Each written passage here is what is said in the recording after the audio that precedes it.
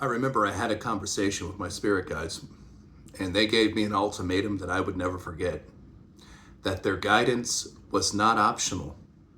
Now, a lot of people in the paranormal communities are going to say that spirit guides give you information that is optional. They may give their point of view, or they may give you a set of options to choose from, but you may freely reject that if you do not believe that is what you feel to be right. But I must tell you that when a spirit guides you in a certain way, you are to accept it. You are to believe it. You are to follow their orders. Why? Because we must remember, spirit guides, they exist in your life for one purpose, and that is to help you get back into the fourth dimension, or as some people say, heaven.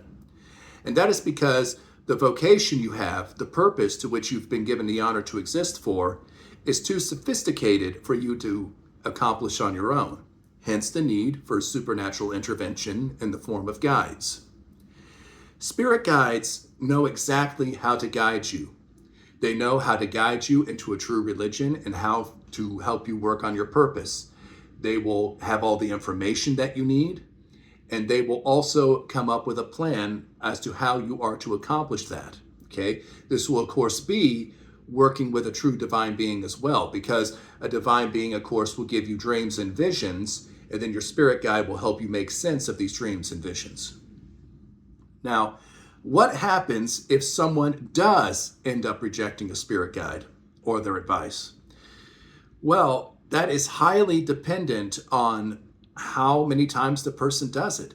I mean, if the person does it maybe once, twice, or three times, the spirit guide will warn the living person, if you don't heed my guidance, I will leave.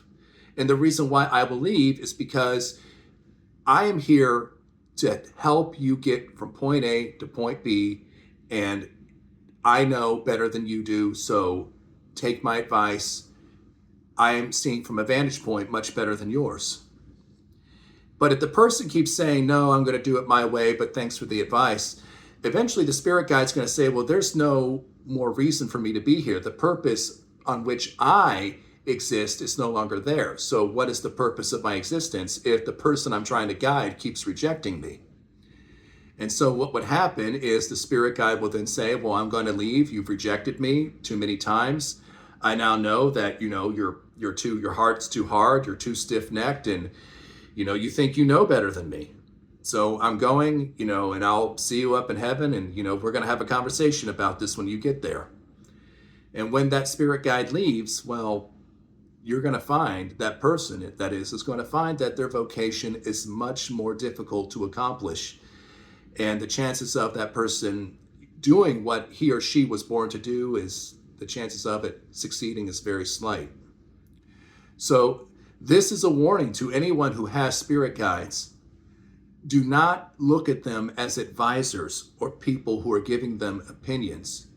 Look at them as people who know better than you, who know how to make this adventure the most fulfilling and the simplest adventure that you can go on.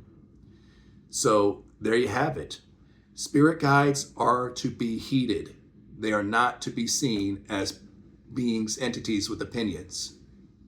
So I'd like to hear it from you. Has anyone ever experienced this before? Have you had your spirit guide give you the talk before that you had to listen to them? I mean, I'd like to hear if anyone says, well, I've never heard that. My spirit guides have always said I can reject their advice if need be. I mean, I'd be all ears to hear that. And so be sure to like and subscribe, and I will see you on the next video.